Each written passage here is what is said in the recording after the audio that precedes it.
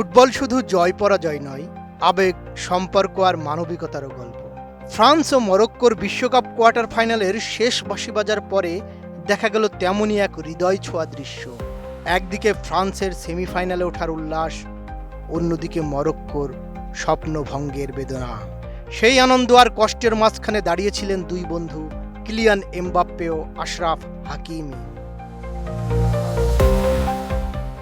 France 2-0 গোলে জিতে শেষ চারে জায়গা করে নেওয়ার পরে যখন সতীর্থদের সঙ্গে উদযাপনে মেতে ওঠার কথা এমবাপ্পের, তখন তিনি সবার আগে ছুটে যান হাকিমির কাছে।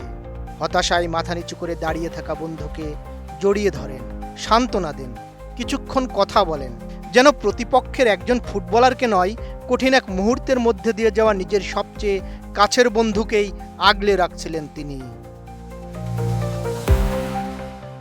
সেই আলিঙ্গনের ছবি কয়েক মিনিটের মধ্যে ছড়িয়ে পড়ে সারা বিশ্বের ফুটবল প্রেমীদের কাছে।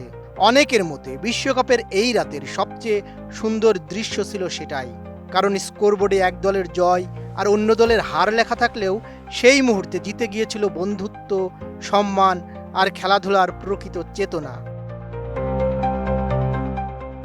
কোয়ালিটি সম্পন্ন আন্তর্জাতিক মানের steel bar CSRM, committed for better still.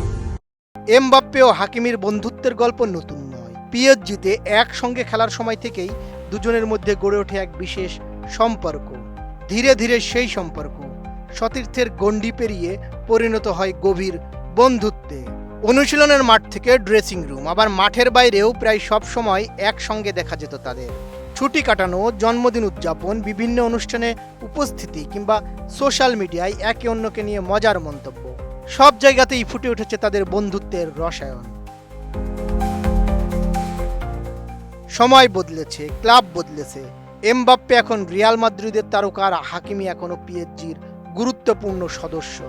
কিন্তু এই দূরত্ব 27 বছরের দুই তারকার সম্পর্ককে একটুও বদলাতে পারেনি, বরং সমবয়সী হওয়ার কারণে দুজনের বোঝাপড়া আরও গভীর হয়েছে।